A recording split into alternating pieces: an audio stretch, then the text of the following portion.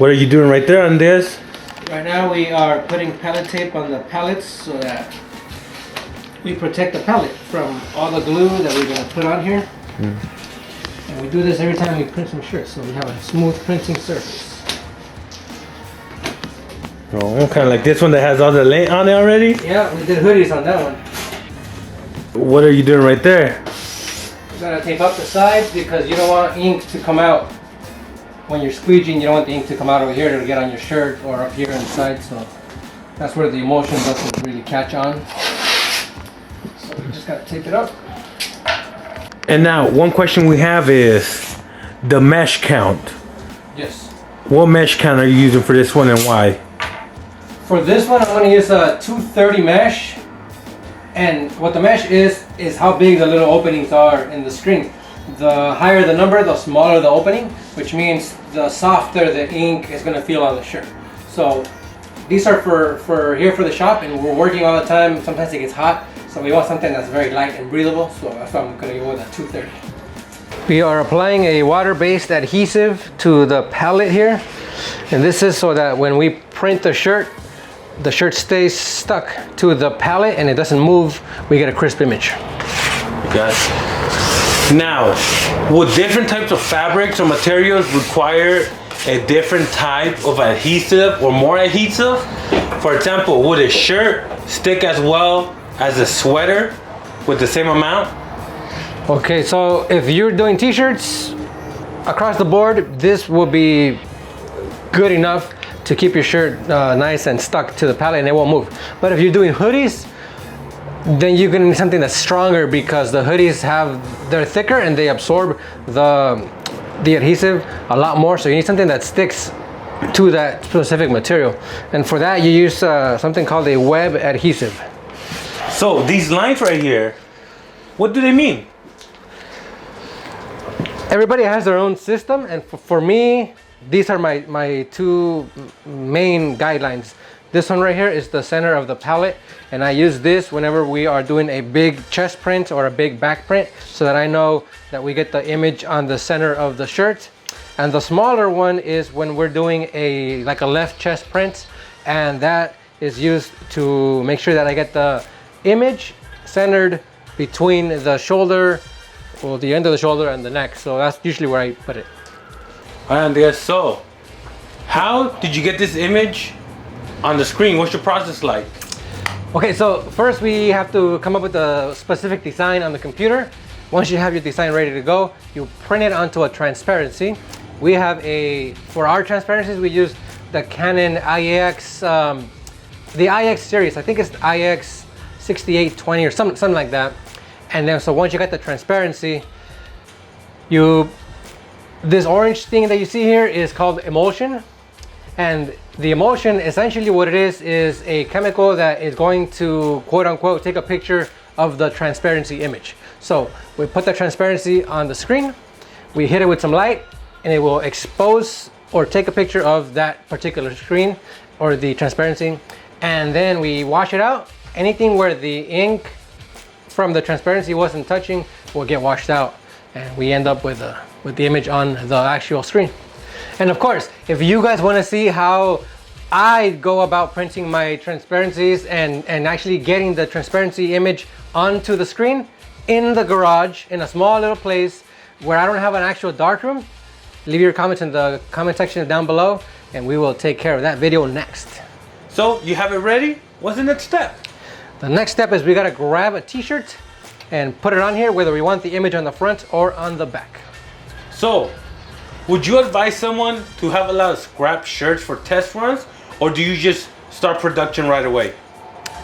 When I first started, when you start, you're gonna make mistakes. So I used to have a bunch of just scrap shirts, and I would use those. That's a good starting place. But then as you get good, you're gonna find that you don't have a lot of mess ups. So what do you do now? So what we did is we got some test pallets, and they do come in black or white. And every time we are gonna print a shirt, we'll print on the palette first. And if it looks good on the palette, it'll look good on the shirt itself. Oh, that's what that's for. Nice. Way cheaper than spending on shirts? Way cheaper than spending on shirts. I think a pack of 100 of these costs like $23 or something like that. So it's very affordable, and you can print on the front and on the back. And another little thing that you can do is, what we do is they look pretty cool, you know, and people like their image. So what we do as like a thank you, we include one in every order. We just put it on top of the box. So what's your strategy or your method to getting a shirt that's not crooked? The method that I use is pretty straightforward, pretty simple. You grab your shirt, you choose whether you want it on the front or the back, slide the shirt in here all the way to the back, all the way so that the shoulder lines are right on the pallet there. And just by doing that itself, it'll kind of center it for you. Next thing, you grab the sleeves, and you can see that there are some stitching right here on the sides, on the armpits. So what I do now is you just run your fingers down like that, and you'll know if it's offside to one side or to the other. You'll know because your fingertips will hit that seam first. So in this case, this is a very small shirt, so you can eyeball it and you can see that they're pretty straight. And the next thing you know, just pull back a little bit, and that's pretty much it. How low do you start the shirt? 4 inches from the collar, or? For me, I use 3 fingers from the bottom of the collar. So for me, I know that the image is gonna print right about there, and it's about 3 inches, 3.5 inches. But let me know how many inches down from the collar you guys use. Do you use 3 fingers, 4 fingers, 4 inches, 3 inches? You put it in the comments below. I'd like to see how you guys do it. Oh yeah, and I guess another question is, the type of shirts do you use? Do you let the customer tell you what shirts? Do you recommend certain brands? Or do you stick to a certain amount of brands? How do you do it? I typically like to recommend a shirt brand based on the feel, the quality, and the price. And I've gone through many shirts. The one that I like the best for me based on price and quality and fit is a brand called Tultex. Affordable, good quality. They're a little bit longer than the typical shirt, and the sleeves, everything. I think for me, it's a comfortable fit. Hey, so what do you do when a customer hits you up and says, hey, we understand, they're like, we want the cheapest shirt possible? Have you ever had customers like that? Yeah, not as much, but yeah, every now and again you get a customer that just wants the cheapest shirt, and usually we give them the cheapest shirt we can. Typically like a Gildan or whatever shirt the vendor has on sale, a Hanes, maybe a Fruit of the Loom, whatever they got on sale. You ever have a customer that wants something, but deep down you know that's not the best, or that they're not gonna like it after a while? You know, because some people don't like certain type of shirts, the feel, you know. What do you do in that situation? Yeah, that does happen. We've come across it ourselves, and what we do is we give it to them straight. We tell them, you know, I hear what you're saying. This is kind of what I do. I've gone through many shirts, and I recommend this specific shirt for the use that you're gonna have, or I recommend this particular shirt for this particular use. Ultimately, it's up to them. It's their choice, but we do give it to them straight and let them know that their choice may or may not be the best. So Andres, what type of ink do you use? We use different inks for different purposes, and so, as you go through different inks, you come across the ones that you like the best. I like this one. Which one is this one? This is one we got at McLogan, and it's actually made by International Coatings is who makes their inks, and I like it because it's very soft and pliable, easy to work with, and we've been using it for a long time, so I kind of already know the parameters, and it's been good for us. For someone just getting into this, what advice do you have for them on choosing the best inks? Try out a whole bunch of different stuff, or go after a company that has a great reputation?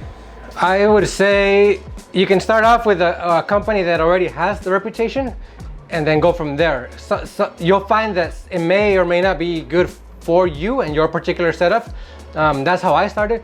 I went with the brand that was the most popular, and then from there, you go to your local shop and they may carry another brand, try it out, and you'll find the one that works best for you. So right now, this is called, the technical term is flooding. So you want to flood the image, and by that, all you're doing is bringing ink into the image itself so that the little holes can have ink. When you put it down on the screen, on the shirt, push the ink through and it'll get the image on the shirt. Now, everybody has their own methods. Some pull, some push. Yeah. What do you do? When I started, I used to pull a lot. And then all these long nights, at the end of the night, my elbows are all tired, my shoulders are tired. So then I forgot which YouTuber I saw pushing, and I tried it, and actually for me, it works better if I push. I'm not as tired, I can print longer, and again, I'm not as tired. So, what is it? One pass, flash, and another pass, or is it just one flash for you? In this particular case, because we're doing black ink, it's just gonna be one. I have that there just so it can flash it a little bit so that when we do the full dry, if I drop the shirt, it'll be okay. It won't smear. But we hit this 3 times because this is a 230 mesh. We want to make sure that we get all the ink through the screen. If it was like a white ink on a black shirt, then yeah, we would have to print it, flash it, and then print it again to get that bright white. Now what we're gonna do is we're gonna unstick the shirt, and you want to do that so that when you get the shirt underneath the flash dryer, you want to get some air underneath so it'll fully cure the shirt. Otherwise, it won't dry all the way. And for people who don't know, how long have you been doing this? I've been doing this for a very long time, since 2009. So that's, I don't know, how many years is that? 13? A long time, huh? 13 years, yeah. Now, you don't have a conveyor dryer. I don't, no. So how do you cure your shirts? We cure them right here with the flash dryer, and up to this point, we haven't had any issues. We do print a lot of shirts. We print up to 1,000, 2,000 shirts, and I haven't really needed, I would say, a conveyor dryer. This has been good enough for us. So now, what we're gonna do is, because I already been working with this ink, I already know the parameters, I already know sort of how long it takes, but we'll use the infrared just to show you guys. We want to get the ink to 320 degrees for at least a few seconds, and once it gets to that temperature, then it's fully cured. So we take our infrared gun right here.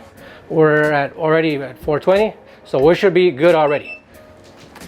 So now that it's done, I just bring it over, let the other one dry. I pull this one off and load another shirt. So, when you first started, did you know the right times and temperatures, or were you winging it and then you figured it out? No, I when I first started, I asked the guy at the print shop what temperature and what time and all that. He said he couldn't really give me specific times and temperatures because everything matters based on what you have. But it was a guideline, and then from there I just started printing and tested as I went.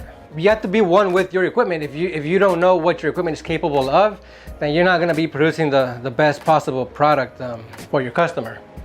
All right, so that's my process on how I do screen printing in my little shop. If you guys have any questions, just drop them in the comments below.